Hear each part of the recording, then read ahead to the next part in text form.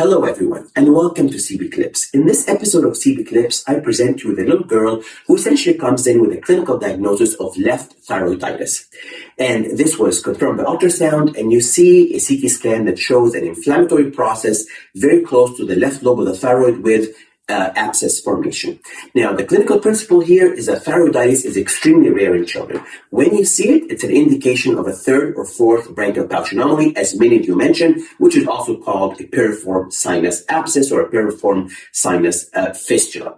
The other major presentation in children comes in the neonatal age group or very small children, where the tract and the cyst can fill up with air or with fluid and actually act as a space-occupying process, compressing the trachea, as you see in this MRI of a baby here. What is the piriform sinus? It is the area of the hypopharynx that is just lateral to the inlet of the larynx. When you're intubating a patient and looking at the vocal cords, you see the areas in the hypopharynx are the piriform sinus, and this diagram shows you what a typical tract is, and you see why it's so closely associated with the left thyroid lobe. The clinical principle of treating these is most will respond very well to antibiotics.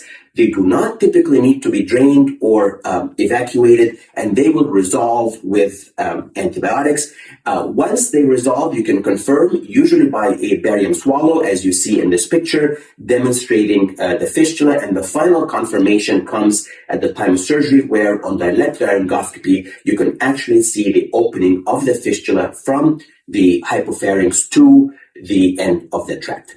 The standard treatment for these has been excision after infection resolves. This is not always easy because they've been typically very inflamed. And so in the last decade or so, endoscopic treatment has become quite popular, where the tract is obliterated without removal. And in the video link you see here is a link to a video from our service that shows endoscopic treatment in the baby whose MRI was shown earlier.